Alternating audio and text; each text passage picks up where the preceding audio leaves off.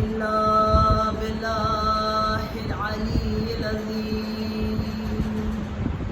أعوذ بالله من الشيطان اللعين الرجيم.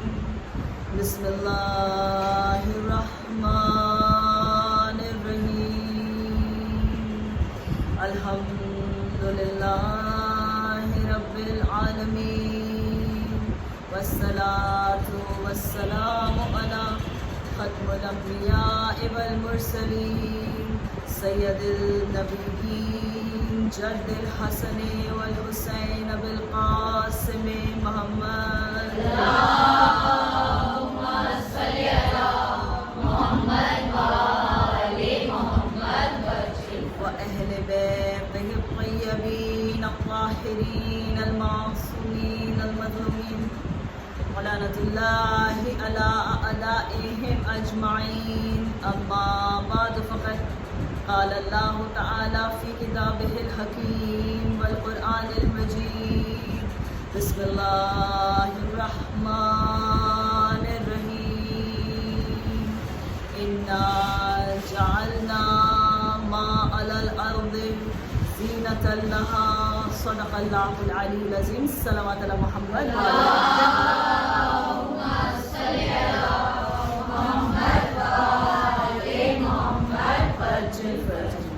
ساری تعریفیں اس خدائے بزرگ برتر کے نام کہ جس کے قبضہ قدرت میں کائنات کا ہر نظام ہے. درود و سلام محمد و آل محمد. اللہم صل علی محمد و آل محمد وعجل فرجہم.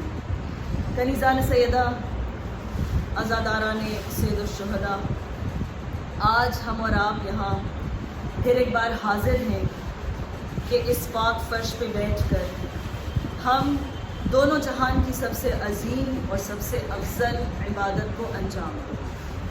اور آج کی مجلس اپنے آپ میں ایک منفرد خصوصیت رکھتی ہے کیونکہ یہ منسلک ہے ام المصائب شہزادی ثانی زہرا زینب الکبریٰ سلام اللہ علیہ اللہم صل علی محمد و آل محمد وعجل فرجہم. سورہ مبارکہ کہف کے جو 18واں سورہ ہے قرآن مجید کا، اور چونکہ ہم سب کو یاد ہے، ہر حسینی کو معلوم ہے کہ جس وقت میرے مولا کا سر نو کے سنا پر شہر در شہر، قریہ در قریہ، دربار در دربار، بازار در بازار پھرایا جاتا تھا، تو میرے مولا نے اسی سورے کا انتخاب کیا تھا تلاوت کے لیے. ہم سب جانتے ہیں 18واں سورہ ہے قرآن مجید کا، اور جس آیت مبارکہ کو آج میں نے اپنا سرنامہ سخن قرار دیا ہے اس کا نشان ہے 8.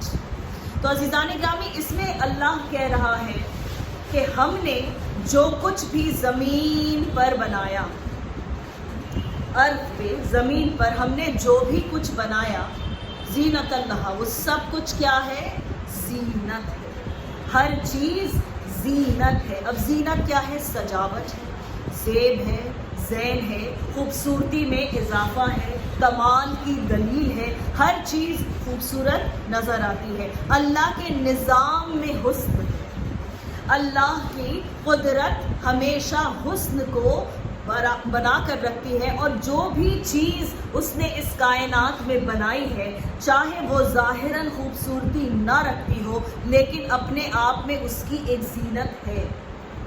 عزیزان گرامی، ایک چھوٹی سی ایک اینالوجی میں پیش کروں گی اپنی بہنوں کے لیے. وہ کیا ہے کہ مثلاً ایک پھول ہے، ایک پودا ہے نا آپ کی نظر کے سامنے، اس کا سب سے خوبصورت حصہ کہ جو فوراً آپ کی نظر اپنی طرف کھینچ لیتا ہے وہ اس کا ہے وہ پھول، کہ جس کی زینت اس کا رنگ اور اس کی خوشبو ہے. لیکن عزیزان گرامی، وہ نان ڈسکرپٹ پتے جو عام نظر آتے ہیں، اگر وہ نہ رہے تو پھول کا وجود باقی نہیں رہے گا. عزیزان گرامی، ان کا کمال اور ان کی زینت یہ ہے کہ وہ پھول کی زینت کو بڑھا رہے ہیں، وہ پھول کی زینت کو بڑھا رہے ہیں. پھر پھول کا کمال کو تب پہنچتا ہے کہ جب اس میں دی ہوئی ایک چھوٹے سے پتنگے کی جو غذا ہے وہ آ کر اس کو لے جاتا ہے. وہ جب شہد لے کر کہیں اور پہنچتا ہے، پھر کہیں اور جاتا ہے. عزیزان گرامی، اسی طرح یہ دنیا کا نظام چلتا ہے.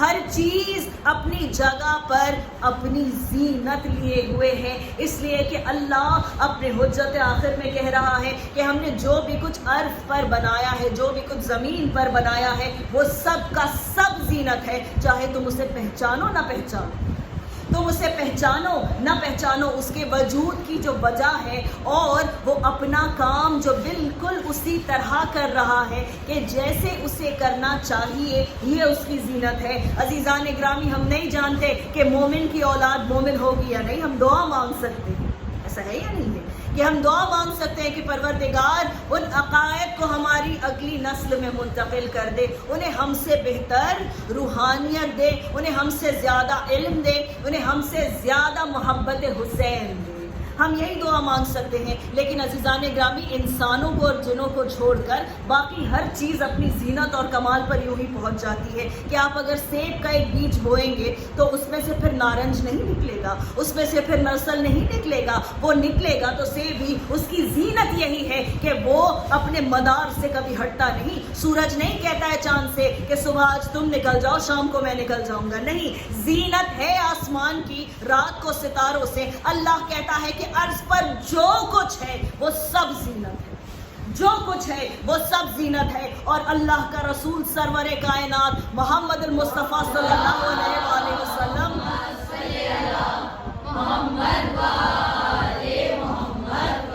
کا ارشاد ہے، زینت الارض رجلن وزینت الرجلن علی ابن ابی طالب، کہ کائنات میں جو کچھ ہے، غور سے سنیں اس بات کو، اس زمین پر جو کچھ ہے وہ اس کی زینت مرد ہے، رجل ہے۔ عربی میں رجل کی ڈائریکٹ اور سمپل معنی ہے مرد۔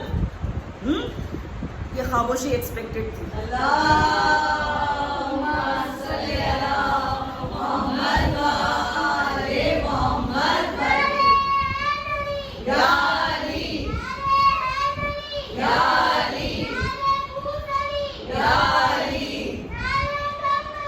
یا علی یا حسین یا عباس، اللہم صلی علی محمد وآل محمد وعجل فرجہ۔ تو عزیزان گرامی، خاموشی پھر سے ہوگی جب میں پھر دہراؤں گی، کیونکہ یہ خواتین کی محفل میں آج میں نے جہاں بھی اس بات کا ذکر کسی بھی وجہ سے کیا، جب بھی کیا ہے، تو ایک بہت ہی مطلب ہیوی ایک سائلنس رہتا ہے کہ لوگ مجھے عجیب عجیب نظروں سے دیکھنے لگتے ہیں کہ یہ کیسے بدل گئی، انہیں کیا ہو گیا۔ عزیزان گرامی، یہی بات ہے کہ ہر مرد کا یہاں تصور نہیں ہے۔ میں بالکل یہ نہیں کرنا چاہتی کہ اللہ نہ کرے میں کبھی اللہ کی بنائی کسی بھی مخلوق کی توہین کروں، اور مرد اور عورت کو اللہ نے برابر بنایا ہے۔ دیکھیں عزیزان گرامی، ہم نے کیا سنا ہے کہ سورہ قل واللہ میں ہم کیا کہتے ہیں کہ اللہ کا کوئی کفو نہیں، یاد ہے؟ اور یہ رسول کی حدیث ہے کہ اگر فاطمہ نہ ہوتی تو علی کا کوئی کفو نہ ہوتا، پارٹنر ہوتا ہی ہے، ایکول ہے نا، پارٹنر ہوتا ہی ہے برابر۔ اللہ کے نزدیک سبقت صرف اس کو ہے کہ جس کا تقوی زیادہ بلند ہے، وہ مرد ہو، عورت ہو، بوڑھا ہو، جوان ہو، کوئی بھی ہو، مومن جس کا یا مومنہ جس کا تقوی زیادہ پختہ ہے، زیادہ بلند ہے، جو زیادہ گاڈ فیئرنگ ہے، بس وہی اللہ کو زیادہ پسند ہے۔ مگر جب بھی میں اس بات کا ذکر کرتی ہوں کہ اللہ کے رسول نے ہمیشہ یہ کہا، کون رسول؟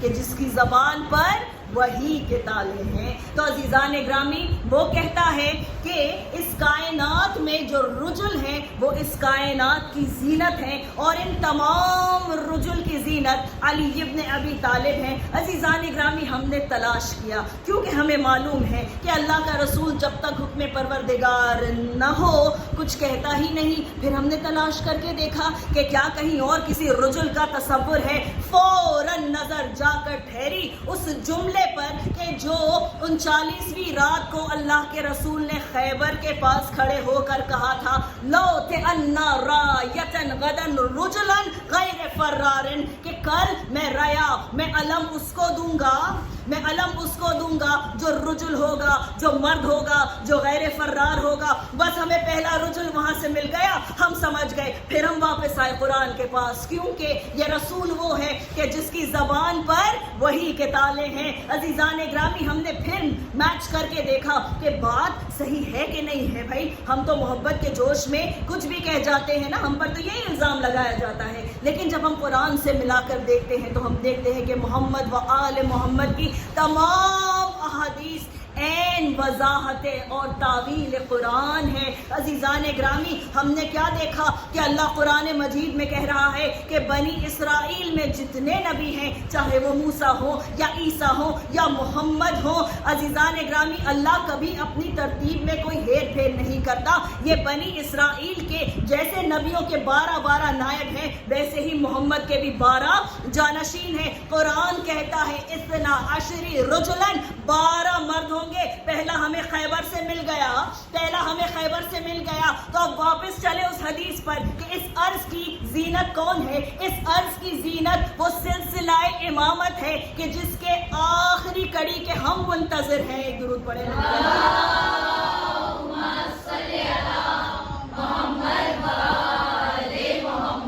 وَأَجَّلْ فَرَدٌ، جو عالمین کی زینت ہو وہ یہ سلسلہ امامت، عصمت، طہارت ہے. اور جو اس سلسلے کی زینت ہے اس کا نام ہے سلطان ممکنات علی ابن ابی طالب علیہ السلام. اور عزیزان گرامی، یہ کہہ کون رہا ہے کہ جو اپنے نائبوں کا تعارف آپ سے کروا رہا ہے، یہ کہا تو سب کے لیے گیا تھا، یہ کہا تو پوری امت کے لیے گیا تھا، لیکن دل سے اس نے لگایا کہ جس کا دل پاک تھا.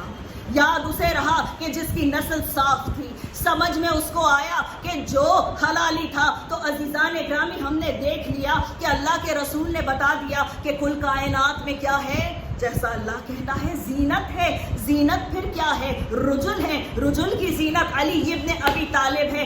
اب میں اس بی بی کو کہاں رکھوں، میں اس کا مقام کیا بیان کروں کہ جو علی ابن ابی طالب کی زینت بن کر اس دنیا میں آئی. اور اس رسول کی آغوش میں جب بطول کی بڑی بیٹی آئی تو اللہ کا رسول کے جس کی زبان پر وحی کے تالے ہیں پکار کر کہتا ہے کہ اس کا نام زینب ہے، یہ اپنے باپ کی زینت بڑھائے گی. ایک درود پڑھیں گے. اللہم صلی علی محمد و آل محمد. یہ اپنے باپ کی زینت بڑھائے گی. عزیزان گرامی، میری بیوی کا نام ہی کتنا خوبصورت ہے. یہ نام ہے زین اور اب. ان دو الفاظ کا یہ جو مرقع ہے، اس کا مطلب ہے باپ کی زینت بڑھانے والی. تو وہ کہ جو پوری کائنات کی زینت بڑھا رہا ہو، وہ جو پوری کائنات کے نظام کی زینت ہے، اس کی زینت اللہ نے ایک بیٹی بنائی ہے. کتنے قیمتی ہیں آپ، کہاں اللہ نے آپ کے جنس کو رکھا ہے. دیکھیے اور سمجھیے کہ اسلام میں بیٹی کا مقام کیا ہے، عورت کا مقام کیا ہے. عزیزان گرامی، پھر چلے واپس کہ رحمت للعالمین کے گھر پہ جب اللہ کو مزید رحمت بھیجنی ہوئی تو ایک بیٹی کے وسیلے سے بھیجا. آپ سب اپنے اپنے والدین کے لیے رحمت بن کر اس دنیا میں آئیں. آپ سب اپنے اپنے والدین کے لیے اللہ کی رحمت کا چنا ہوا وسیلہ ہے. عزیزان گرامی، یہ کیا کم عظمت ہے بی بی کی کہ رحمت للعالمین کے گھر میں جو مزید رحمت بن کر آئی ہو، اور پھر اس فاطمہ کے آنگن میں جو اور اضافہ رحمت میں کر دے، اس کا نام زینب کبریٰ سلام اللہ علیہا ہے. اللہم صلی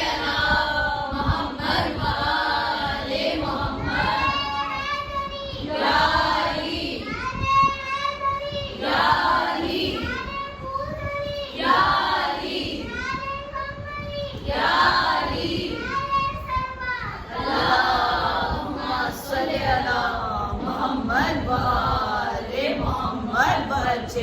ماشاء اللہ، کہ ہمیشہ کہا جاتا ہے نا کہ فرش کی زینت معصوم بچے ہوتے ہیں، اسی لیے انہیں لایا کرو. اللہ نے یہ کام بھی تو آپ ہی سے لے لیا نا.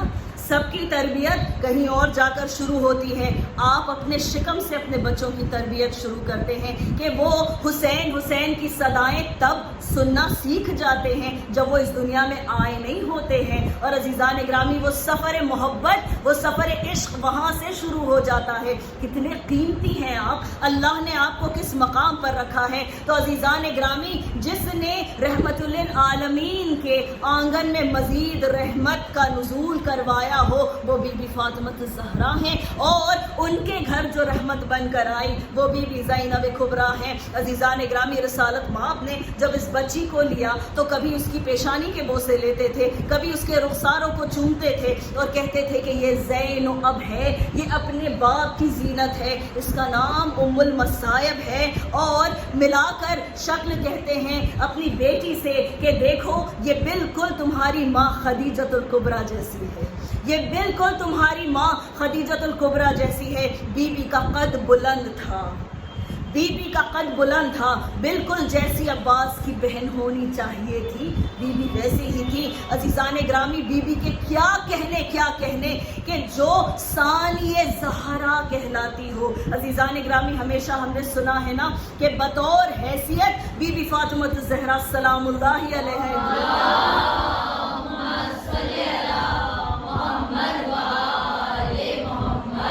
بطور حیثیت ایک بیٹی کے میری بیوی کیا کہلائی؟ ام ابیہا، اپنے باپ کی ماں کہلائی. اس قدر شفقت باپ کے لیے. اور بطور زوجہ کیا بنی کہ کل ایمان کے ایمان کو جس نے مکمل کر دیا.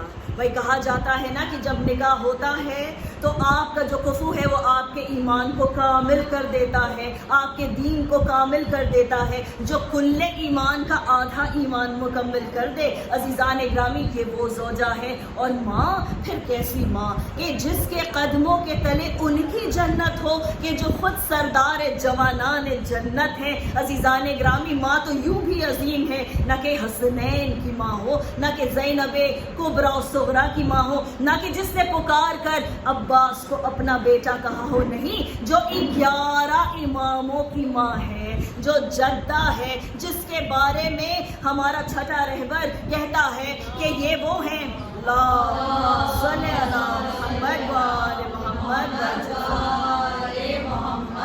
کہ جو ہم 11 اماموں پر اللہ کی حجت ہیں. عزیزان گرامی، یہ مقام ہے بی بی کا. لیکن ان کی زندگی کا ایک پہلو ہے کہ جس کو اللہ نے ان کے تھرو پورا نہیں کروایا، اور وہ ہے عورت بحیثیت بہن.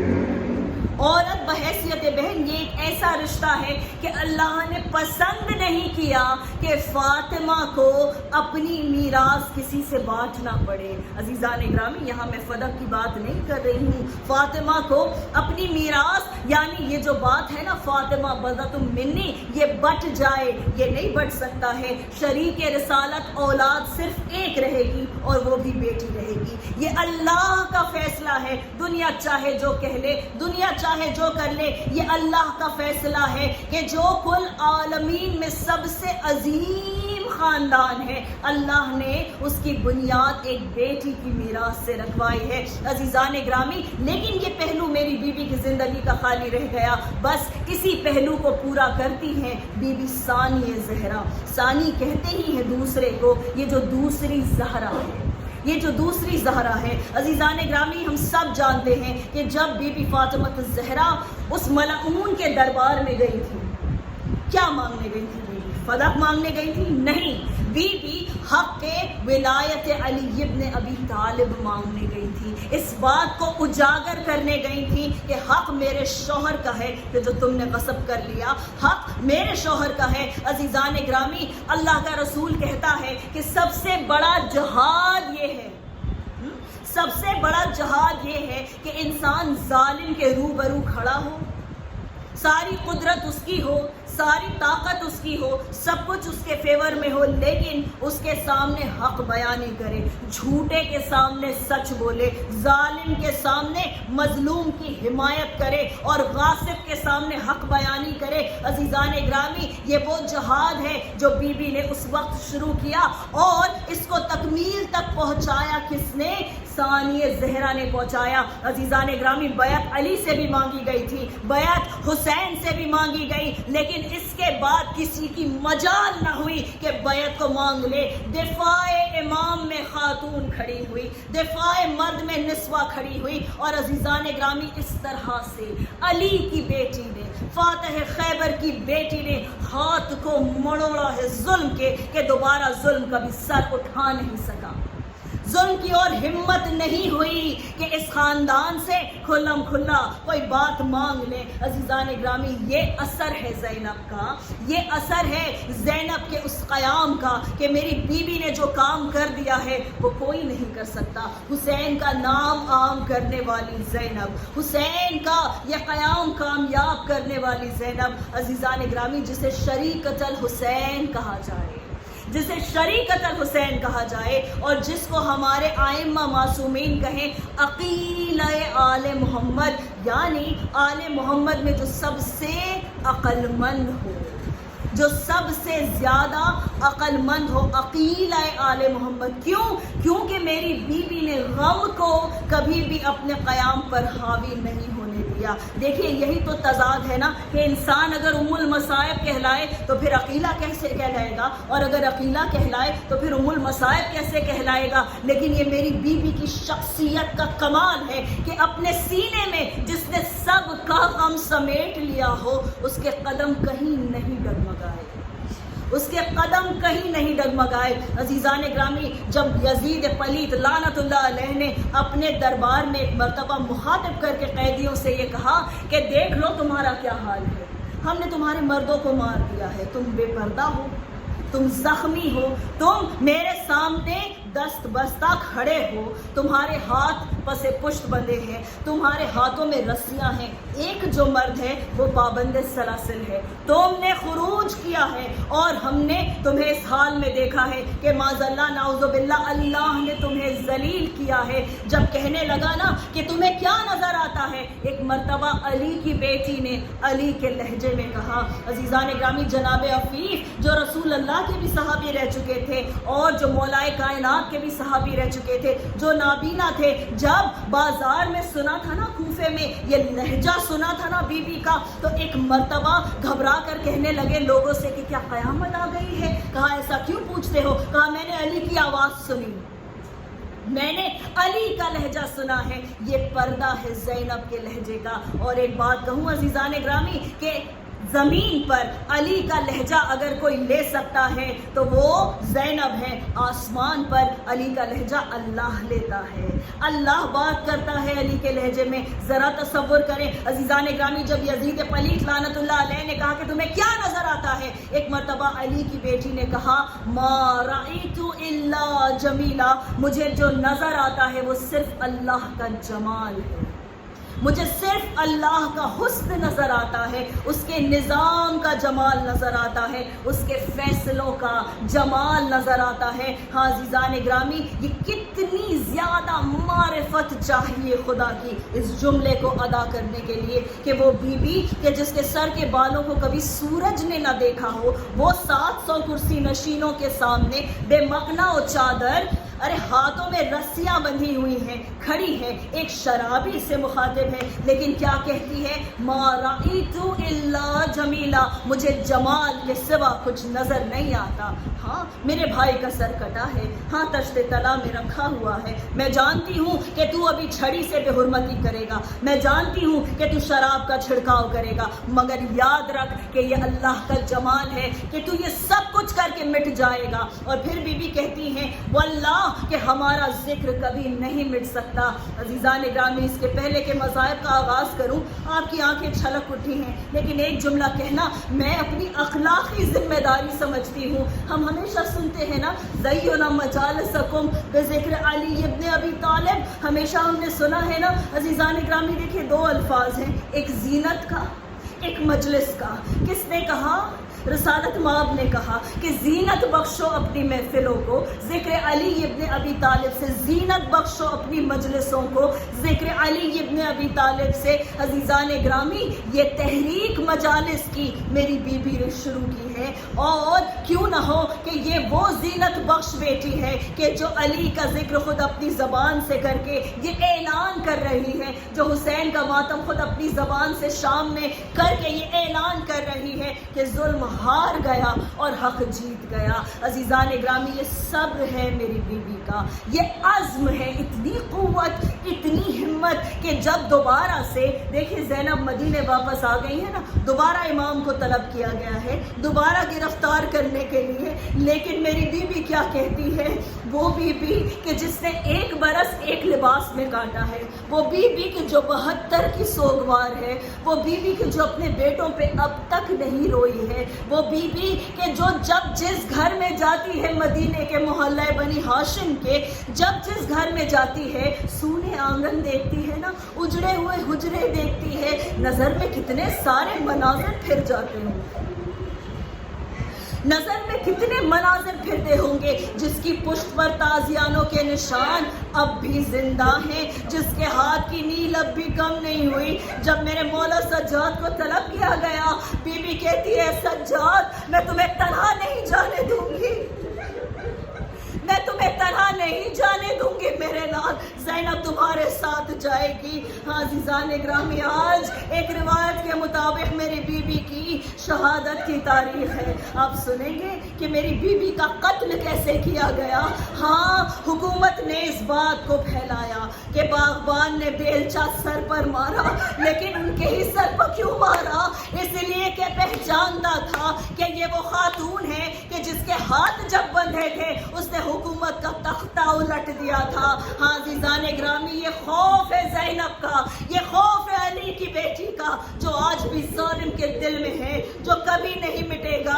عزیزان گرامی، کبھی آپ نے اس نظر سے بھی دیکھا ہے کہ جس نے جس شہر کو فتح کیا ہے وہ وہیں پر موجود ہے، وہ وہیں پر آرام کر رہا ہے۔ ہاں عزیزان گرامی، حسین نے دشت نینوا کو کربلا معلی میں تبدیل کر دیا، امام رضا نے خراسان کا معرکہ سر کر لیا، اور بی بی زینب نے شام کو فتح کر لیا۔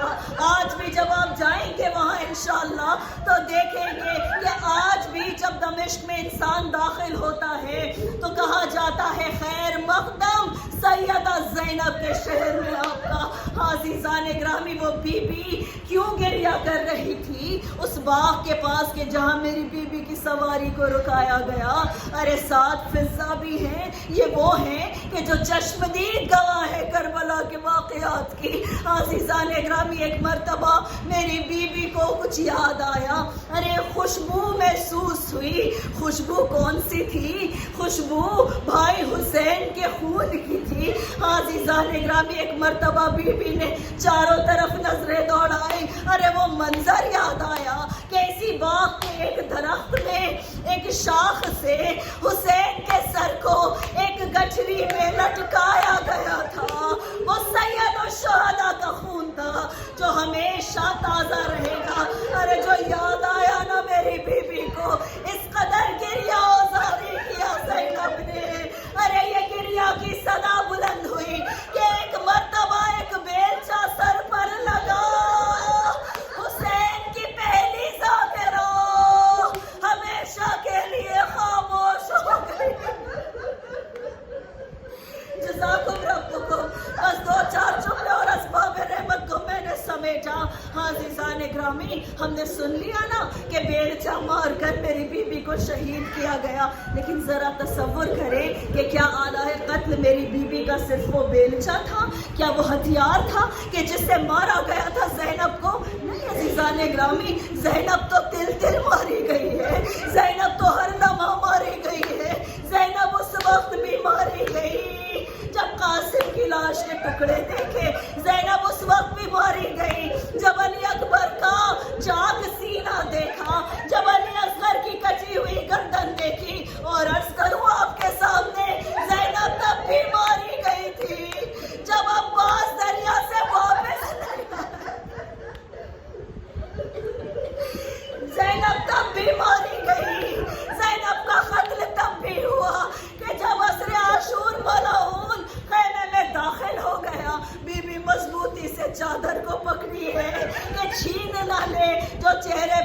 ताजियाना लगा। अरे कर्ब के असर से मजबूती से पकड़ी हुई चादर हाथ से छूटी और बीबी की चादर छीनी गई। नहीं, सिर्फ यही नहीं, ज़ैनब तब भी कत्ल हुई जब सैयद सज्जाद ने कहा था कि फूफी अम्मा जान का बचाना वाजिब है, ना महरमों के सामने मेरी बीबी जवान। ज़ैनब हर बाजार में कत्ल की गई, ज़ैनब हर दरबार में कत्ल की गई। अरे ज़ैनब जिंदान में कत्ल की गई जब अंधेरे में भाई की अमानत जुदा हो गई। अज़ीज़ान ग्रामी, इसीलिए इस बीबी को उम्मुल मसायब कहा जाता है। आप सुनेंगे कि इस बीबी ने क्या कहा था, याद है ना? मा राइतु इल्ला जमीला, कि अल्लाह के जमाल के सिवा मुझे कुछ नजर ही नहीं आता, मुझे सिर्फ अल्लाह का जमाल नजर आता है। अज़ीज़ान ग्रामी, ये वो बीबी है जिसके बारे में मेरा मज़लूम इमाम सज्जाद अलैहिस्सलाम फरमाता है कि जब हमें बाबू सआद के सामने 3 दिनों तक रोका गया।